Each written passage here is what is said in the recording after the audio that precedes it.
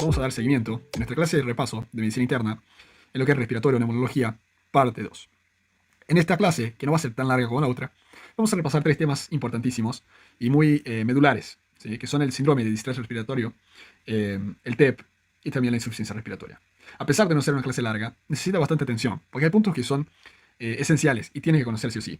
Después de eso, les invito a que después que estudien, que repasen lo más grande de la materia, en los puntos que se sientan débiles, háganse preguntas. Ya sé eso, no sé eso. Y si no saben, busquen las respuestas en los materiales didácticos. Vamos a empezar entonces con el síndrome, vamos a cambiar acá, síndrome del distrés respiratorio agudo. ¿Qué es el síndrome de distrés respiratorio agudo? Algunas cosas que son importantes que conozcamos, porque son muy preguntadas, principalmente por el doctor Miguel. Y como resumen, para entendernos, entre comillas, el síndrome del distrés respiratorio agudo sería básicamente un EAP, un edema agudo de pulmón, no cardiogénico. ¿Sí?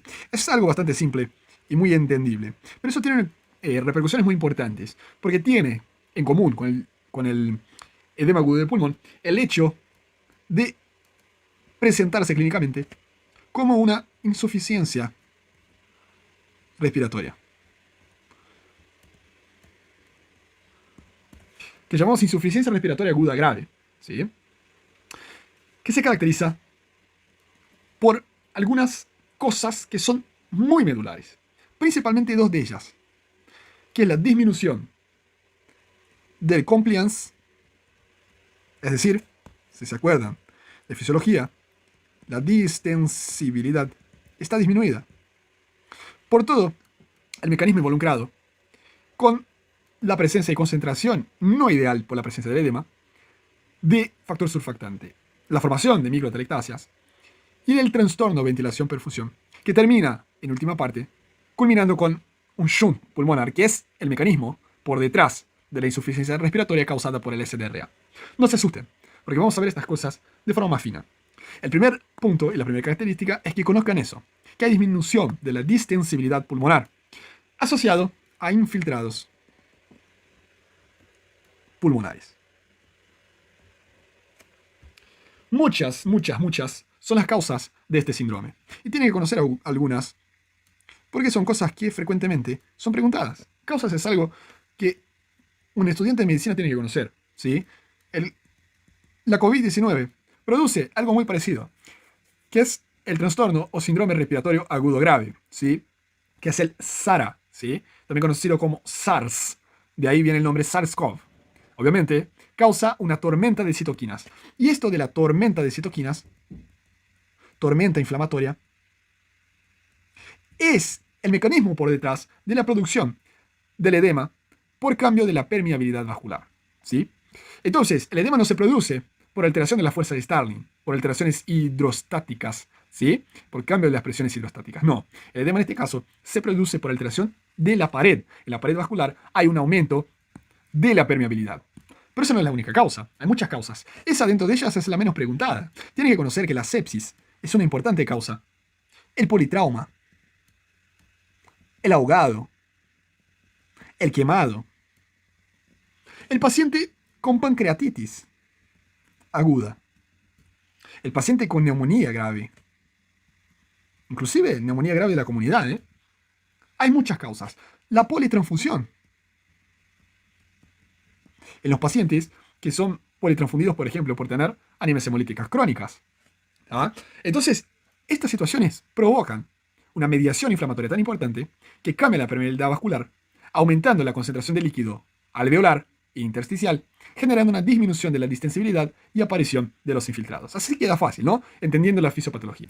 Entonces, desde la causa hasta la insuficiencia respiratoria, ¿cuál es la cadena de eventos? Primero, la causa genera la tormenta de citoquinas, ¿sí? Esta tormenta de citoquinas genera lesión alvéolo capilar, que es una membrana, ¿se acuerdan?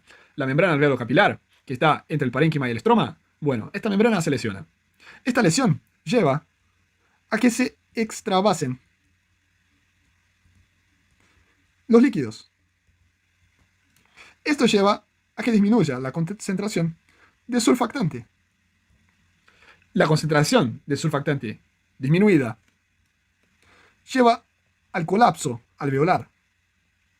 Colapso alveolar más edema lleva a algo, que es la causa, el mecanismo de la insuficiencia respiratoria, que es el efecto Shunt.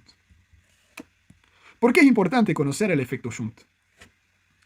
Dentro de las causas de insuficiencia respiratoria que vamos a ver, una de ellas es la presencia de cortocircuitos en la circulación pulmonar. Por ejemplo, pacientes que tienen cardiopatías congénitas cianóticas o cianogénicas. Tienen cortocircuitos, derecha-izquierda, que hace con que se desvíe la sangre sin pasar por el pulmón. Pero ustedes se van a acordar de una relación, ¿sí?, de fisiología, que es la relación ventilación-perfusión. ¿Qué tiene que ver con eso? La mayoría de las lesiones que llevan a insuficiencia respiratoria pasan por la alteración ventilación-perfusión, la alteración BQ. Obviamente este no es el principal de esta enfermedad, pero pasa por ahí también. No quiero que quede con el BQ en la cabeza, quiero que entiendan qué quiero decir. ¿Por qué tenemos una relación BQ? Porque tenemos dos cosas, un componente ventilatorio, que es el alvéolo, y un componente vascular, que es el vaso sanguíneo. Acá tenemos la ventilación y acá tenemos la perfusión. Dos situaciones podrían pasar, ¿no? Que, por ejemplo, no tengamos el vaso, lo que llamamos efecto espacio muerto. O que no tengamos el alvéolo, lo que llamamos efecto Shunt. Miren, si acá es pulmón, acá es derecha, corazón derecho, y acá corazón izquierdo, cuando yo tengo esto no funcionante, es como si no tuviera pulmón. Acá se produce un cortocircuito. Por eso, el efecto Shunt es el mecanismo por lo cual existe una desaturación de la sangre, a lo que llamamos insuficiencia respiratoria. Eso es muy importante, porque la presencia del efecto Shunt provoca, a través de los cortocircuitos, que si yo oferto oxígeno al sistema pulmonar, no cambia nada. Porque acá no va a recibir, hay una lesión en la parte ventilatoria. Tan importante que el oxígeno no va a cambiar la clínica del paciente. ¿Por qué eso es importante? Para que reconozcan que cuando un paciente tiene una insuficiencia respiratoria por Shunt, no hay buena respuesta terapéutica de tratamiento para oxígeno. Muchas personas ya desaprobaron con estas preguntas de Miguel. Esa fue mi pregunta de final, de Clínica 1. Entonces es interesante entender la fisiopatología de una de las complicaciones más importantes de las patologías respiratorias. Ahí tienen el resumen un poco más lindo. Pero como todo en clínica médica, cuando tenemos un síndrome, tenemos criterios para encajar a los pacientes en estos síndromes. Y acá no es distinto. Tenemos los criterios diagnósticos. ¿Qué son? La PaO2 menor a 60. ¿Por qué? Porque es una insuficiencia respiratoria. Cuya relación PaO2 FiO2 sea menor que 200. Menor que 100 es considerado ya un trastorno agudo grave, síndrome respiratorio agudo grave. ¿Ah?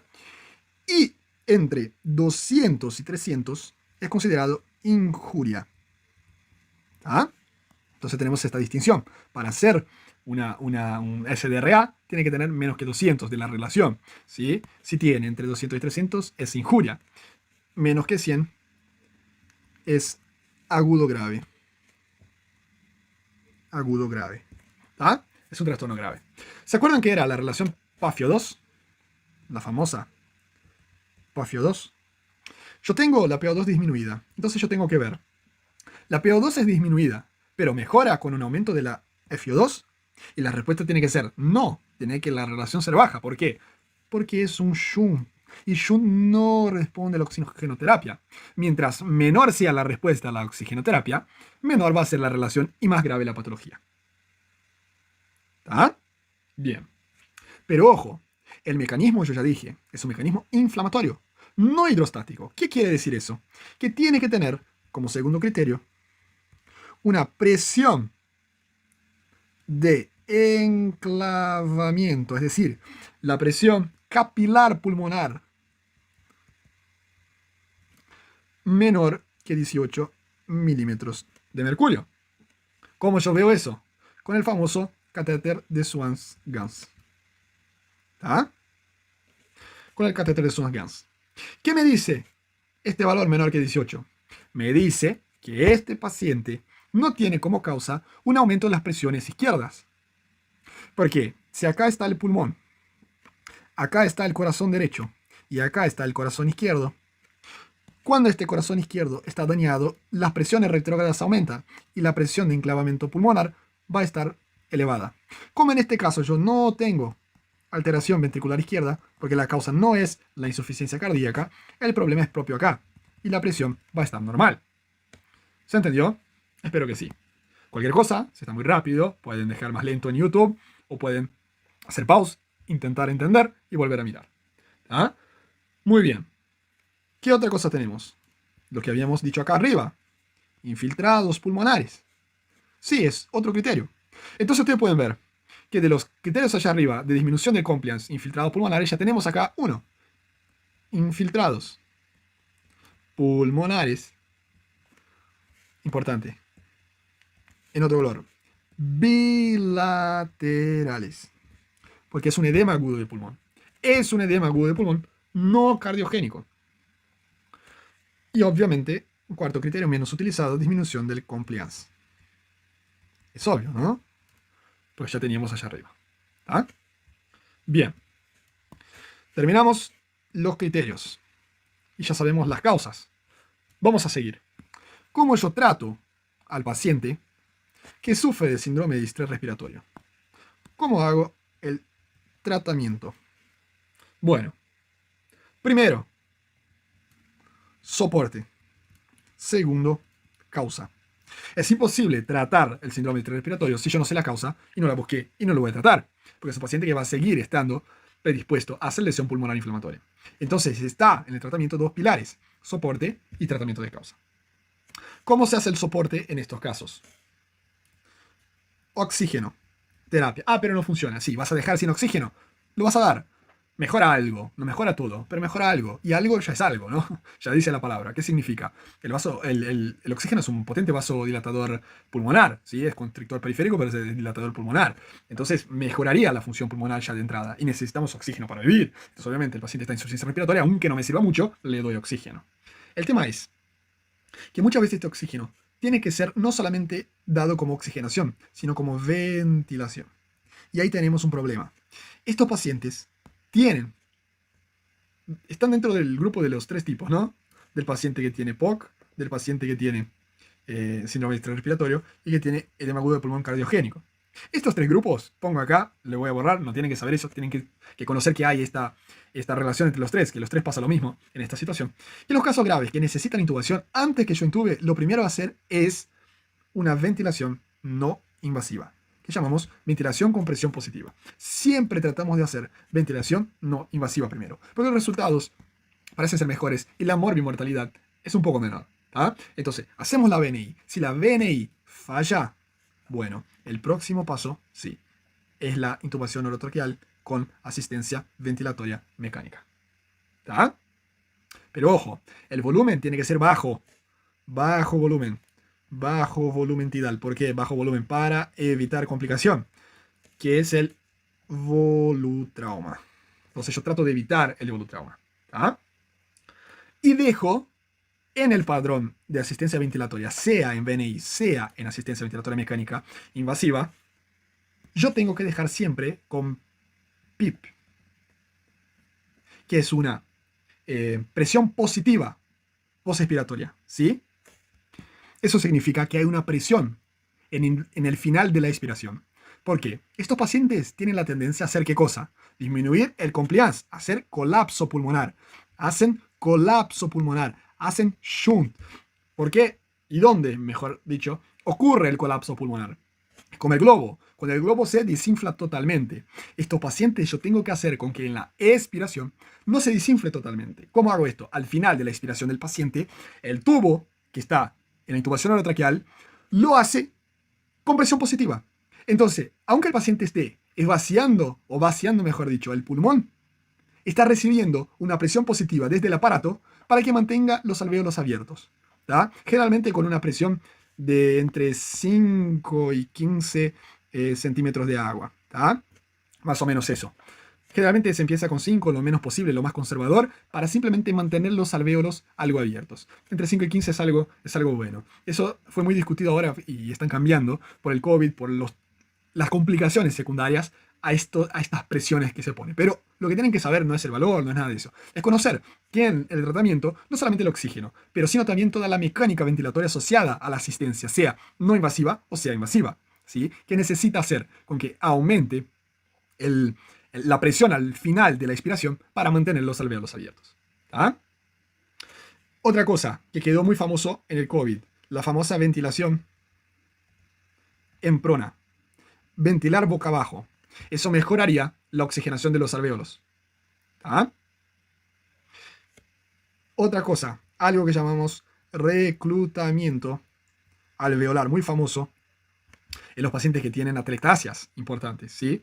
Que hay una serie de maniobras. A veces eso se pregunta en el final. Si no tienen conocimiento de los reclutamientos alveolares, les sugiero que lo lean, ¿sí? Porque el doctor Nora generalmente lo pregunta, en finales y en recuperatorios. ¿Tá? También en ERA.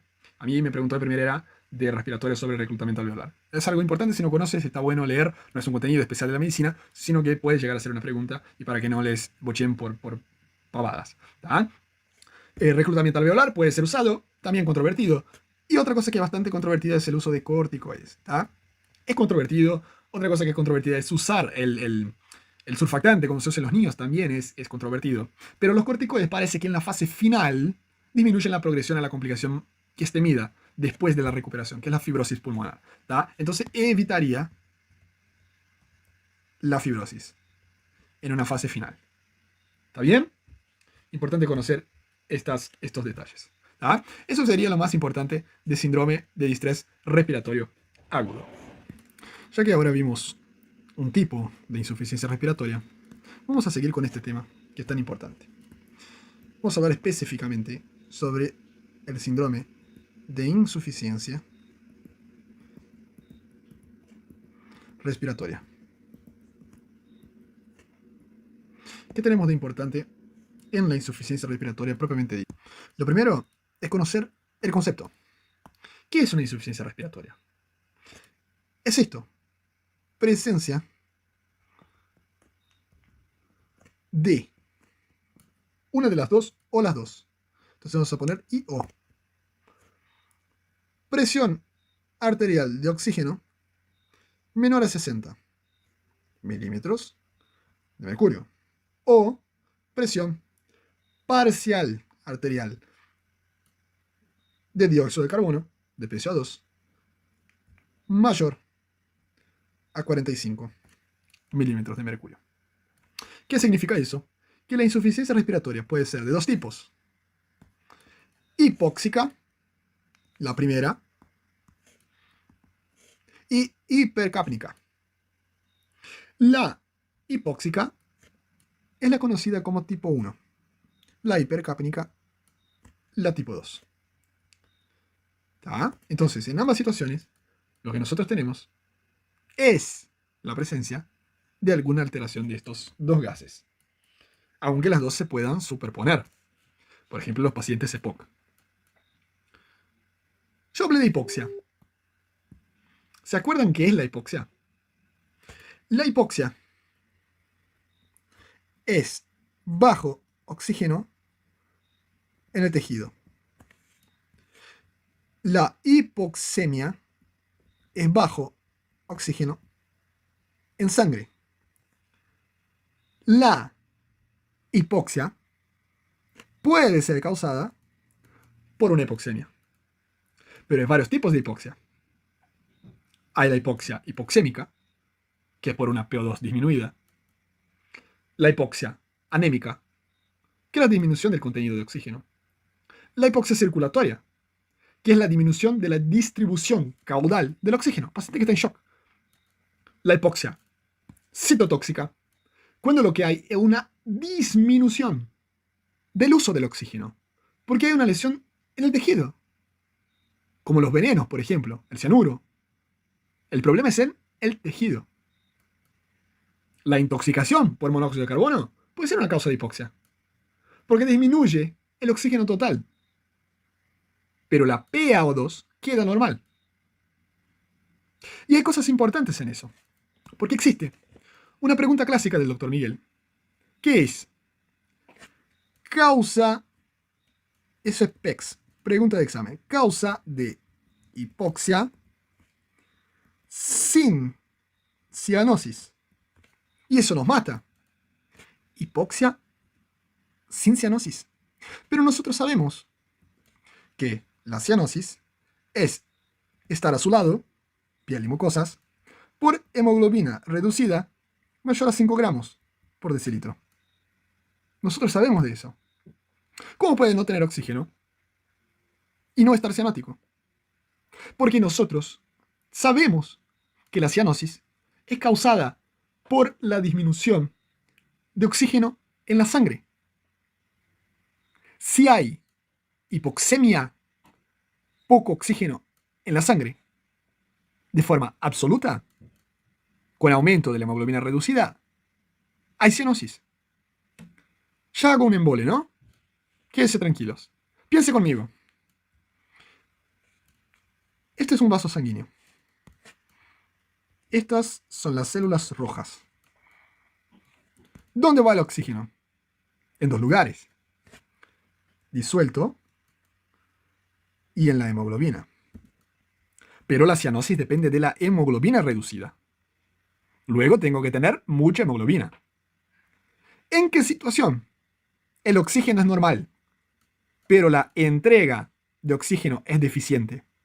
En los pacientes que no tienen glóbulos rojos porque tienen baja hemoglobina. Sí, en la anemia. ¿Dónde hay hipoxia o incluso hipoxemia sin cianosis? En la anemia. Pregunta clásica. Pero hay situaciones en que el paciente está aparentemente cianótico, pero no hay hipoxemia. Cuando el paciente está azul, sin hipoxemia, hay una metahemoglobulinemia, que se trata clásicamente con azul de metileno. Una de las causas de la metahemoglobulinemia, es el uso de algunos nitratos por una intoxicación con mononitrato, ¿sí? Que es el uso indebido del nitroprusiato, que no puede ser usado de forma crónica justo porque causa metahemoglobulinemia. Algunas otras intoxicaciones pueden llevar también. Bueno, ¿cuál es la causa de hipoxia sin cianosis? La anemia. Aunque causas circulatorias puedan no tener cianosis, generalmente hay una cianosis periférica, la clásica cianosis del shock. Y la causa citotóxica, el paciente envenenado, que termina sin oxígeno tisular, tenía oxígeno en la sangre. Entonces, en las causas citotóxicas, también no hay cianosis. Pero clásicamente lo que él quiere saber es la anemia. Yo tengo un compañero que está en séptimo ahora, sí, fue mi compañero en realidad, no se recibió, está por recibirse, que no aprobó la primera vez que intentó final de clínica 1 porque no sabía la principal causa de hipoxemia o hipoxia sin cianosis. ¿Ah? Pero lo que más se pregunta no es eso. Lo más clásico cuando estudiamos insuficiencia respiratoria son sus mecanismos. Eso sí, eso tienen que entender muy bien. Hay 5 tipos de mecanismos que pueden llevar a la insuficiencia respiratoria. Primero, una fracción inspirada de oxígeno que esté baja. Entonces vamos a hacer una diagramación. Una nariz, grande la nariz, ¿no? Bien. Una nariz. ¿Qué tenemos acá? El aire inspirado. Obviamente, si esta concentración está disminuida, el paciente va a tener menos oxígeno. Si tiene menos oxígeno alveolar, tiene menor PO2. Entonces una disminución de entrada ya puede ser causa de insuficiencia respiratoria. Pero puede ser que entre bien el oxígeno, pero el tema es que el paciente no respira porque tiene una hipoventilación. El paciente no ventila. Entonces, aunque esté baja la FiO2, el paciente no tiene o tiene algún problema en el centro respiratorio. Tiene una hipoventilación. No es capaz de hacer los movimientos necesarios, no ventila muy bien y tiene una insuficiencia respiratoria. Puede ser que el paciente sí ventile bien, que el aire llegue, pero que el aire no pase por la barrera alveolo-capilar. ¿Por qué? Porque hay un trastorno de la difusión. Los trastornos de difusión ocurren, por ejemplo, en la fibrosis pulmonar, porque no puede, aunque llegue oxígeno, pasar al vaso sanguíneo. Porque hay una alteración de la barrera que torna más difícil el pasaje. ¿Ah? Entonces el problema es la difusión. Ahora puede ser que difunda bien. Entonces tenemos un pulmón que sí, tiene buena difusión. Pero la relación entre la ventilación que tiene y la perfusión está alterada. Entonces el problema puede ser entre la ventilación y la perfusión.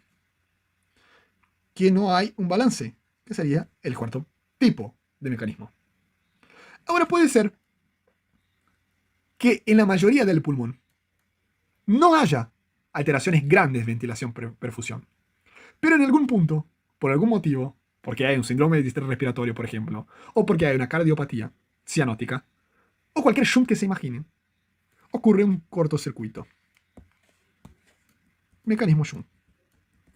Cuando por algún motivo totalmente está afectado uno de los dos. ¿Sí? Shunt. En realidad, cuando está alterado el pasaje por el alveolo para recibir sangre. ¿Ya? Básicamente es eso. Pero generalmente las alteraciones de ventilación y perfusión, ahí habla más de la parte vascular. Pero eso no importa. Lo que importa es que entiendan el mecanismo o los mecanismos que pasan por un orden. El aire que recibe, la ventilación, la difusión de los gases, la relación ventilación-perfusión y por fin el shunt. Vieron, muchas veces tratamos de saber todo de memoria, pero en realidad es un tema de razonamiento. La pregunta que queda es, ¿cuáles son las causas?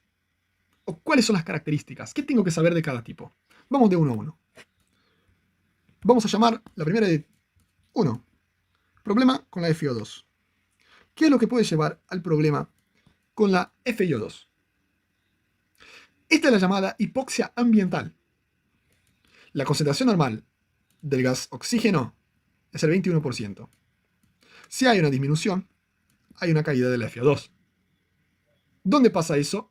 Por ejemplo, donde hay alteración de la mezcla de gases. Por ejemplo, en un incendio. ¿Sí? Algunos creen que este es el método o el mecanismo que pasa en las grandes alturas. Pero ojo, en las grandes alturas lo que hay es una rarefacción del aire por la presión atmosférica que es distinta. Hay una disminución de la presión atmosférica, lo que lleva a una menor distribución del aire en cada inspiración. Pero las concentraciones entre gas carbónico, oxígeno y nitrógeno es la misma. Es 21%. ¿Tá? Por lo menos en las altitudes que un ser humano puede, digamos, vivir.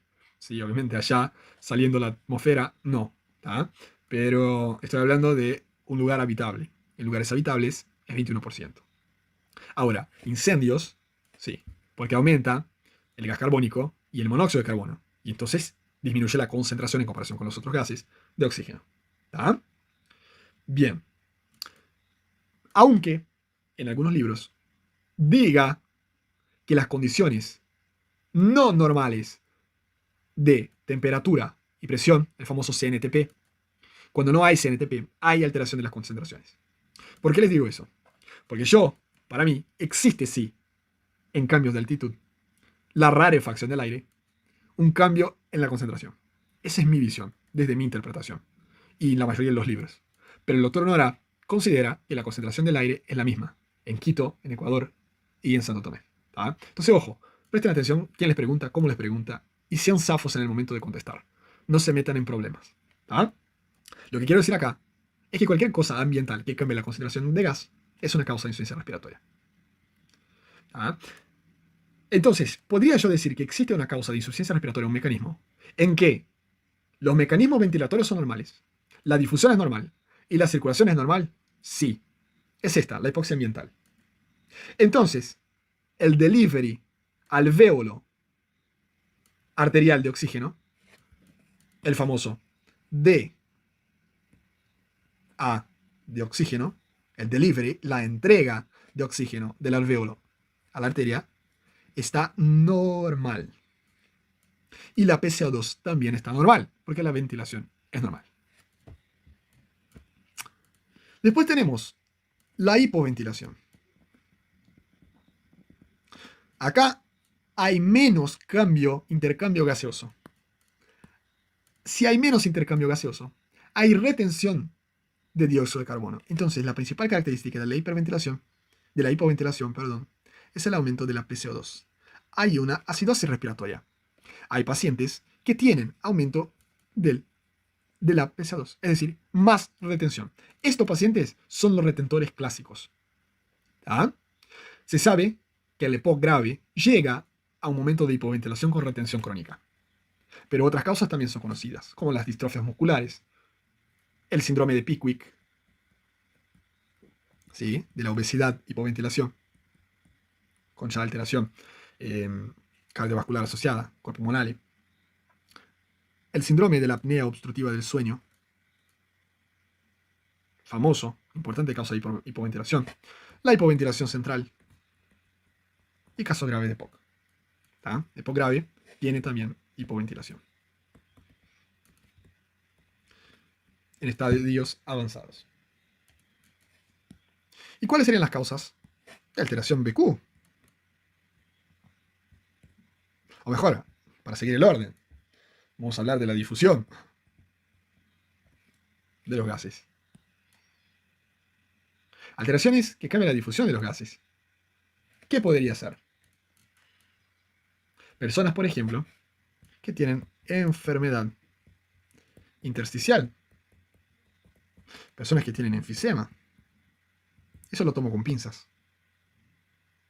Y algunos dicen que congestión pulmonar puede ser una causa, porque aumentaría el edema entre la pared alveolar y el vaso y dificultaría el pasaje de oxígeno. Pero la clásica son las enfermedades intersticiales, la CEPIC. ¿Cuál es el mecanismo por lo cual la CEPIC produce la insuficiencia respiratoria? Por alteración de la difusión de los gases. Y ahora sí, con respecto al mecanismo ventilación-perfusión, ¿qué tengo que reconocer? Que son los principales mecanismos. Cuando tengo alteración BQ, tengo principal mecanismo más frecuente de la insuficiencia respiratoria. Es el paciente que tiene TEP, sí, porque hace un espacio muerto. Es el paciente que tiene POC, sí, porque tiene una alteración con retención de gases, sí, con obstrucción al flujo de salida, cambio en la dinámica del cambio gaseoso, el enfisema con destrucción de las paredes vasculares y también de la relación estroma-parénquima, alteración entre proteasas y antiproteasas, pacientes con neumonía, es típico. Entonces la mayoría de las enfermedades que vean son las principales causas. Y el mecanismo generalmente es ventilación-perfusión. Acá es la típica causa que corrige con la administración de FiO2, es decir, con aumento del oxígeno. Cuando yo aumento de 21, 24, 28, 35, 40, 60, 100, el paciente mejora. ¿Está? Y es una importante causa de hipoxemia en reposo. Y después tenemos el shunt, que ya hablamos antes. Y el shunt tenía la principal característica de ¿qué? Que no corregía, no mejora con aumento de FiO2. Gran característica del shunt. Es decir, la sangre pasa sin oxigenarse, sea por colapso alveolar con atelectasia, por ocupación alveolar como neumonía extensa, neumonías graves, edema agudo de pulmón, síndrome respiratorio o cortocircuitos mecánicos como cardiopatías congénitas, síndrome de Rendus-Weber. Son todas causas de shunts respiratorios. ¿Y cuáles serían las manifestaciones de la insuficiencia respiratoria? Tenemos manifestaciones asociadas a la hipoxia y manifestaciones asociadas a la hipercapnia. Por ejemplo, el paciente puede tener desde agitación hasta coma, es decir, cambio en el nivel de conciencia. El paciente tiene signos de dificultad, como uso de musculatura accesoria, aleteo nasal, tiraje subcostal, intercostal y supraesternal. Son todos signos de dificultad respiratoria. Signos de fatiga muscular, como la fatiga diafragmática. Esas son todas preguntas de examen. Signos de fatiga muscular. Entonces, dificultad sería musculatura accesoria, tiraje, aleteo. Fatiga, la famosa respiración paradojal, en balancín, porque ya tiene una fatiga tremenda. Entonces empieza a tener una fatiga diafragmática. La cianosis. Todas estas cosas son muy importantes. Y obviamente, si el paciente es hipoventilante, es un hipoventilador crónico, aumenta la hipercapnia. ¿Sí? Aumenta dióxido de carbono. El paciente puede tener encefalopatía, edema cerebral, acuérdense. El edema cerebral con encefalopatía. ¿Por qué? CO2 vasodilata los vasos cerebrales y produce edema. El paciente queda con bradisiquia, somnolencia, bradilalia. Puede llegar a la acidosis respiratoria. Pero estas manifestaciones que les cuento son agudas. En el paciente que está haciendo una insuficiencia respiratoria aguda. En pacientes que hacen de forma crónica, son pacientes que eso se establece muy paulatinamente. Por ejemplo, las enfermedades pulmonares intersticiales difusas, o las EPIC también conocidas, la apnea del sueño y el EPOC. Son cosas que van progresando y no aparecen los signos agudos, porque hay una compensación corporal. Pero en compensación hay una sobreestimulación de los mecanismos compensatorios, lo que lleva a enfermedad crónica, con cosas muy graves, que va desde una cefalea crónica, que puede estar aguda también. En el caso del agudo no puse cefalea, pero es una de las manifestaciones de una encefalopatía, pasando por la poliglobulia, con hiperviscosidad, que puede llevar a fenómenos tromboembólicos, llevando como final a hipertensión pulmonar, que es una enfermedad muy grave que lleva a la insuficiencia cardíaca derecha, el famoso cor pulmonale. ¿Ya pararon para pensar por qué cor pulmonale? Menos oxígeno de forma crónica, más vasoconstricción. Si tengo vasoconstricción pulmonar, aumento la poscarga del ventrículo derecho. El ventrículo derecho es débil, termina claudicando. ¿Tá? Si no se acuerdan los mecanismos de la hipertensión pulmonar, es algo que la doctora Sosa puede llegar a pedir. Si no se acuerdan nada de hipertensión pulmonar, peguen una leída. ¿Cómo yo haría el diagnóstico de la insuficiencia respiratoria? Vamos arriba. ¿Cómo yo haría el diagnóstico de la insuficiencia respiratoria? Empiezo ya con los signos vitales, con una saturación periférica de oxígeno. Veo esta saturación. Si es una saturación menor que 94%, generalmente menor a 90%, me habla de insuficiencia respiratoria. Acuérdense que la insuficiencia respiratoria en la presencia de PO2 menor a 60. Y con la curva del P50 se sabe que una saturación de oxígeno de 90 es equivalente a una presión de oxígeno de 60. Luego, pacientes que tienen menos que 90 en la saturación, hasta que se descarte, están en insuficiencia respiratoria. ¿Tá? Entonces, si yo veo que el paciente tiene menos que 90 de saturación, es muy probable que tenga una insuficiencia respiratoria. Entonces yo tengo que hacer la gasometría. ¿Tá? La gasometría arterial es fundamental para establecer si existe algún trastorno metabólico asociado. ¿Tá? Y obviamente ver la PO2, PCO2 y también la saturación, ahora sí, arterial de oxígeno. ¿Tá? Que no es lo mismo que esto. Eso es una estimación. ¿Tá? Por el oxímetro, no es saturómetro, es oxímetro. El oxímetro de pulso hace una estimación del valor, pero el valor real está en la gasometría arterial. Si no se acuerdan gasometría de fisiología, les sugiero que estudien la diferencia entre la gasometría arterial y venosa, porque puede ser algo que el doctor Miguel puede llegar a cobrar en un examen oral. ¿Tá? Y el tratamiento entra para una hora. Depende, chicos. Yo no les voy a mostrar el tratamiento para insuficiencia respiratoria, porque es algo muy variado. ¿Qué tienen que pensar? Que el paciente que tiene falta de oxígeno tiene que recibir oxígeno y corregir las cosas que están asociadas. Si no puede ventilar, yo lo ventilo. Sea porque está obstruido, por cualquier cosa, lo intubo. Pongo BNI, dependiendo de la causa. Ya aprendimos el síndrome de distrés respiratorio, que yo pongo BNI en el paciente que tiene EPOC exacerbado. También pongo BNI. El paciente que tiene edema agudo de pulmón también pongo BNI.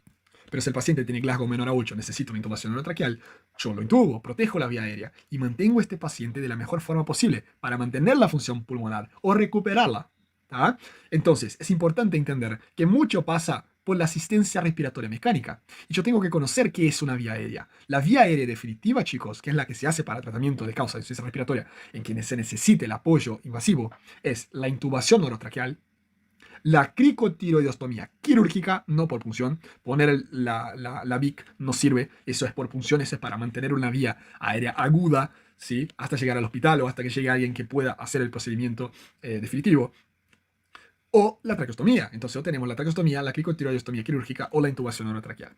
Ojo que hoy día, en el ACLS, la última actualización, no sé si algunos de ustedes hicieron, se dice que el Comitube, que es un tubo que va junto, un tubo al esófago, separado de otro tubo que va a la parte inicial de la vía aérea, y también la máscara laringia pueden ser consideradas vías aéreas definitivas. Pero ojo que eso es muy nuevo y puede ser que el doctor no lo considere porque quizás no se actualizó, porque es algo de este año. ¿Tá? Entonces es bastante importante entender estas cositas, conocer intubación orotraqueal, cricotiroidostomía quirúrgica y traqueostomía son las clásicas formas de hacer, garantizar una vía aérea de forma definitiva. Obviamente, eso es lo agudo. Crónicamente no lo dejo intubado, no lo dejo con una traqueostomía de por vida. Si eso es estado vegetativo. Entonces, de forma crónica, yo trato la causa. Obviamente en agudo también tengo que hacer. ¿Sí? Depende si es agudo, depende de qué causa, qué mecanismo. Siempre trato de tratar causas. Pero crónico más que todavía es lo que más necesita. Entonces lo que hago es tratar crónicamente la causa de base y hacer medidas de soporte, ¿sí? Principalmente las que dimos clase pasada, las indicaciones de oxígeno suplementar en los pacientes EPOC crónico, ¿sí? Dentro de la hipoventilación no les voy a dar todo de hipoventilación porque es mucha cosa, Pickwick, hipoventilación primaria, síndrome de hipoventilación central, todo eso puede llegar a entrar en un examen escrito, pero quiero recordarles algunos puntos importantes acerca de el síndrome de apnea obstructiva del sueño. ¿Ah? Entonces, si no se acuerdan de eso, tomen nota, agarren un cuadernillo, copien lo que estoy hablando. Es una explicación bastante simple de las cosas más generales para hacer este recordatorio. ¿Ah? La apnea obstructiva del sueño es considerada cuando existen más de 10 episodios de la apnea por cada hora de sueño. ¿Sí? Entonces, menos que 10 por hora es considerado algo fisiológico. Para ser considerado patológico, tiene que tener por lo menos 10 episodios por hora de sueño. ¿Ah? Si tiene menos que eso, es normal. Mayor a 10 ya es patológico. Pero ojo, entre 10 y 15 es algo un poco oscuro, ¿sí? Es algo un poco obnubilado, que no sabemos muy bien qué significa. Ahora, para tener el diagnóstico, más de 15 ya es diagnóstico, ¿tá? Aunque más de 10 sea patológico, diagnóstico de síndrome de apnea respiratoria, ¿sí? Apnea del sueño o apnea obstructiva del sueño, el SAOS, se hace con 15 apneas por hora, por lo menos, para cerrar el diagnóstico. ¿Cuál es el estudio que se hace? Es la polisomniografía.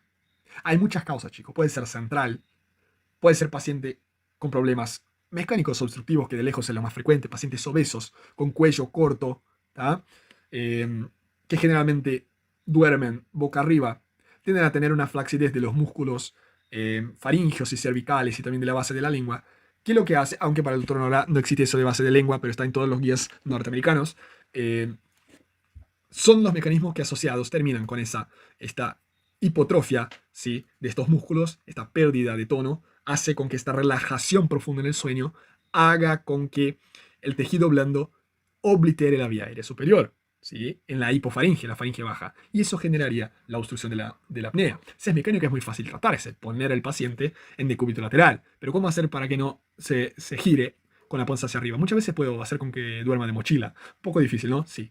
Y otra cosa que se hace muchas veces es coser, ¿sí? Una pelotita en su ropa de dormir y cuando en la espalda, ¿no? Y cuando se gire, se siente incómodo y vuelva a dormir en el cúbito lateral. Obviamente esto es un poco rudimentar y lo mejor para el tratamiento es la utilización del CPAP, ¿sí? Que cicla respiraciones de forma presurizada, ¿sí? Hace con que el aire entre a presión, ¿sí? El CPAP pone a la noche y duerme. Esto, con una presión positiva, ingresa a la vía del paciente, no permitiendo que ésta se colapse, ¿sí? Y haciendo con que haya una mejor ventilación. Pero generalmente no está indicado para todos los pacientes que tengan síndrome de la apnea obstructiva. Generalmente está indicado si tiene apneas más de 30 por hora, o si es más de 15, o sea, tienen diagnóstico, pero asociado a eso tienen muchas comorbilidades, como hipertensión, eh, historia cardiovascular pregresa, en fin, cosas que realmente traigan problemas, diabetes, en fin. ¿Por qué? Porque la apnea del sueño aumenta el riesgo cardiovascular. Es una causa de hipertensión pulmonar, que es la presencia de la presión en la arteria pulmonar mayor a 20-25 milímetros de mercurio en la media, ¿sí? O la sistólica mayor a 35.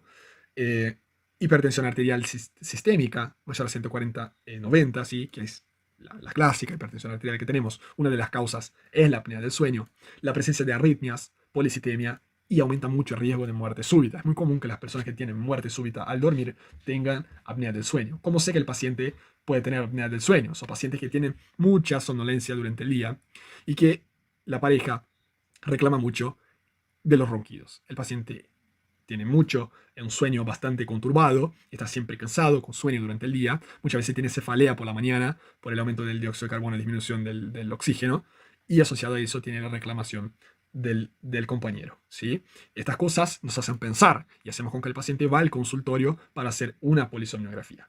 El tratamiento base es bajar de peso. Eso es muy importante. Tratamiento definitivo, bajar de peso. Obviamente asociado, si tiene indicación, al CPAP. Pero bajar de peso es muy importante. Y al dormir, evitar sedantes como los benzodiazepínicos y el alcohol antes de dormir, porque la relajación con estos componentes químicos es mucho más profunda. Entonces empeora, obviamente, el tono de los músculos de la hipofaringe. ¿Ah? Y que duerma de lado. Sí, estas indicaciones son las principales para hacerse a estos pacientes. Para terminarnos la clase, vamos a saltar de tema y vamos a hablar del tromboembolismo de pulmón. Hagan un descanso y ya volvemos enseguida. Bueno, de TEP ya sabe, ¿no? Hay muchos tipos de embolia pulmonar. Cuando hablamos de TEP, estamos hablando de pacientes que tienen una embolia de tipo trombótica. Tiene un trombo que se emboliza generalmente desde las venas de miembros inferiores y se emboliza y termina impactando en una de las ramas de la arteria pulmonar. Y eso genera, obviamente, un trastorno de ventilación-perfusión a nivel del pulmón, llevando a insuficiencia respiratoria por un lado, y por otro lado aumenta la poscarga del ventrículo derecho, generando de forma aguda una sobrecarga ventricular derecha. Eso básicamente es el TEP.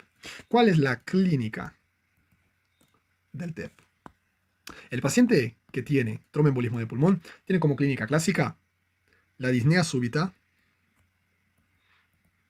asociada o no a dolor pleurítico, dolor de tórax, que es ventilatorio dependiente, en puntada, ¿sí? Un dolor que duele en puntada, que cuando inspira duele mucho, ¿sí? Mucho más, y cuando intenta toser duele más, ¿sí? El ventilatorio dependiente, depende de los movimientos respiratorios, ¿sí? Asociado o no a tos, asociado o no a hemoptisis. ¿Ah? Eso depende mucho, pero clásicamente lo que tiene es eso, disnea súbita y dolor torácico. ¿Ah? Ese es el cuadro típico del TEP. Obviamente, con síntomas atípicos puede tener síncope, crisis convulsiva, dolor abdominal, fiebre, disminución del nivel de conciencia, ¿sí? Una fibrilación auricular de novo, digamos, ¿sí? Una nueva fibrilación auricular, cuadros de delirium, depende mucho. ¿Sí? Ojo con una manifestación, que es la sibilancia. No todo que sibila es asma. El TEP es una causa de sibilancia. Puede tener derrame pleural, ¿sí? Puede tener. Entonces, son muchas las cosas. Y hay muchos factores de riesgo asociados, hay muchas causas. Y los cuadros de TEP pueden ser divididos en dos. Los TEPs pueden ser masivo y no masivo. Masivo es cuando la obstrucción de las ramas de la arteria pulmonar se hace de forma muy proximal. Entonces, muy proximalmente, el trombo impacta, ¿sí? Cabalgante en algún ramo importante de la arteria pulmonar. Muchas veces ya en la bifurcación de la arteria pulmonar, lo que sería muy grave, ¿sí? Porque interrumpe, causa un shock obstructivo que interrumpe toda la circulación, ¿sí? Entre el pulmón y el sistema. Eso obviamente es fatal, ¿sí? Y el TEP masivo, a la diferencia del TEP no masivo, es la presencia de inestabilidad hemodinámica. ¿Ah? Hemodinámica. ¿Por qué? Porque acá justamente hay shock. ¿Ah? Shock obstructivo. Entonces el paciente está hipotenso, a diferencia del no masivo, que generalmente el paciente no está hipotenso. Y van a ver que eso tiene tanta influencia que hace con que estos pacientes tengan formas de tratamiento distintas. Generalmente cuando tenemos pacientes con sospecha de TEP, lo que hacemos es, si sospechamos, ya tratamos, ¿sí? Porque el TEP necesita de una alta sospecha clínica, mucho más que de estudios. Y la sospecha clínica es definida por un score, ¿sí? Un sistema de puntaje que llamamos de Wells, ¿sí? Que permite definir si hay bastante o no probabilidad de que el paciente tenga un TEP. Entonces, ¿cómo tendríamos el criterio o el score de Wells? El score de Wells dice que si el paciente tiene mayor o igual a 7 puntos, es de alta probabilidad. Si el paciente tiene menor o igual a un punto, es baja probabilidad. Entre 2 y 6, mediana probabilidad. Y esto cambia porque eso es modificado de distintas fuentes de donde lean. ¿tá? Pero quiero que entiendan que pacientes que tienen eso son pacientes que muy probablemente tienen TEP. ¿Cuáles son los criterios de Wells? Primero, ¿quién más tiene puntaje? ¿Qué más importa? Tener la causa. El paciente tiene trombosis venosa profunda, tiene signos. Si tiene, son 3 puntos ya. El paciente tiene una disnea súbita, que nada explique mejor que un TEP. Es decir, no tiene diagnóstico diferencial alternativo más importante, 3 puntos. Entonces el paciente tiene disnea súbita, pierna hinchada, y no tiene un diagnóstico diferencial. Ojo, ya son 6 puntos. TBP, tengo que acordarme de un signo que pueden preguntar, chicos. Signo de Romans, ¿sí? Que era, yo hago la presión en las pantorrillas o la dorsiflexión pasiva del pie y el paciente tiene dolor, ¿tá? Signo de Romans o de Romans, positivo, ¿tá? Entonces, TBP no tiene otro diagnóstico. Ahora vamos para poco menos puntaje, pero todavía importantes. Vamos a eso, que es la principal manifestación de signo de estos pacientes, que es la taquicardia sinusal. Se les preguntan cuál es la alteración electrocardiográfica más frecuente del TEP, no es ni de cerca S1Q3T3, es la taquicardia sinusal. El objetivo de esta clase no es enseñar todo el S1Q3T3, ni enseñar los signos de Westermarck y los signos de la escopeta y la joroba de Hampton del infarto pulmonar, porque son cosas que ustedes ya saben de semiología. El objetivo es que ustedes entiendan el proceso, diagnóstico, tratamiento. Lo otro ustedes van armando con los conocimientos que ya tienen, para que no sea muy aburrida la clase. ¿tá? Entonces, si tienes ya los 6 puntos y se suma la presencia de taquicardia sinusal, que es la principal manifestación en ECG, principal manifestación en ECG, el paciente acá ya gana 1,5. Si el paciente tiene historia previa de TEP o TBP, también es muy importante, puede ser recidivante, 1,5. Y obvio, pacientes que tienen inmovilización. ¿Por qué? Por cirugía grande. 1,5. El paciente hizo una cirugía traumatológica, una gran cirugía abdominal, y quedó internado sin moverse mucho tiempo.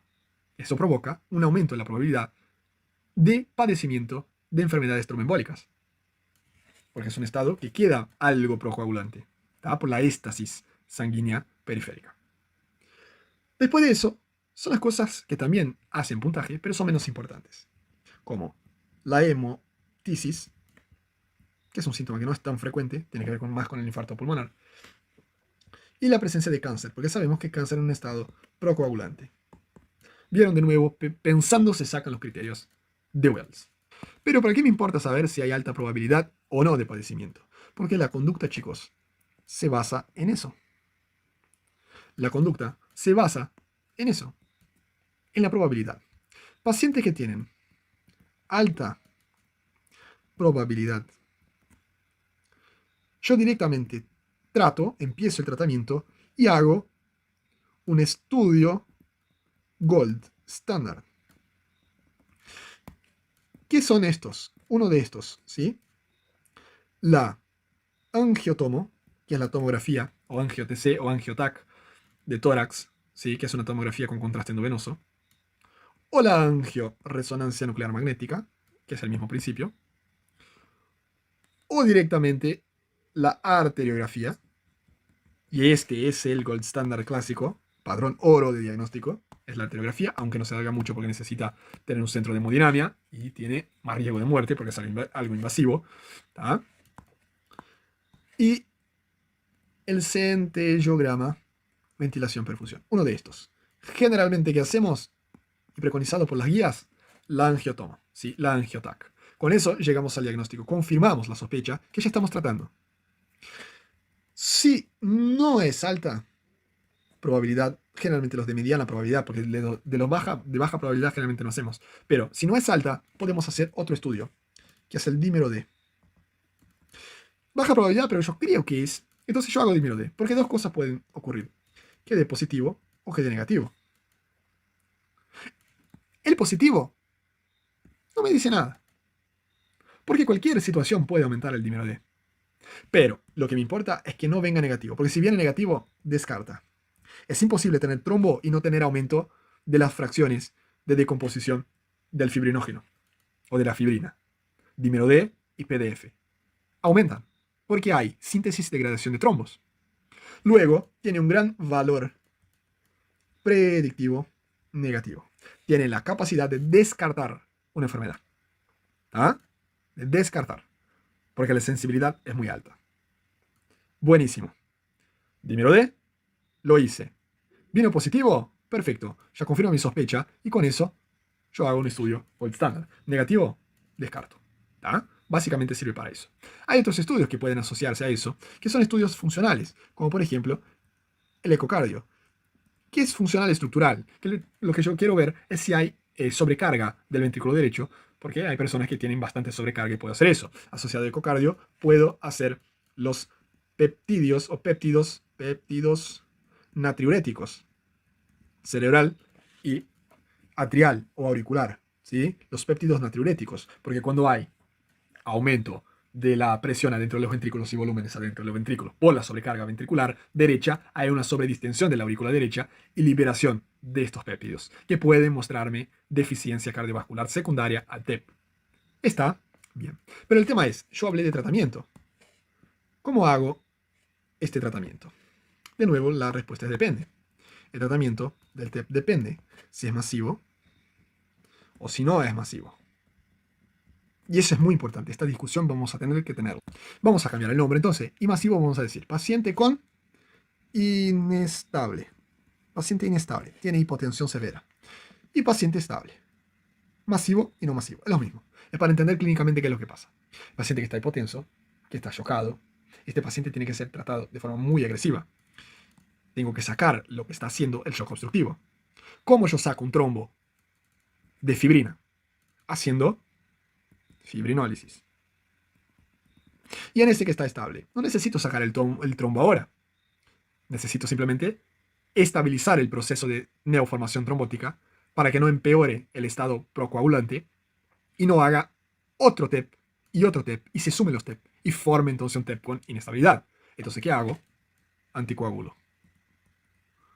¿Ah? Esa es la principal diferencia. ¿Cómo yo hago la anticoagulación en pacientes que están estables? ¿Cómo anticoagulo? Esa es pregunta de examen. Lo que yo hago es 80 unidades por kilo de heparina no fraccionada. O la proteína sódica, la heparina sódica, ¿sí? La normal, no la de bajo peso. La heparina sódica, no fraccionada, 80 unidades por kilo. ¿Ah?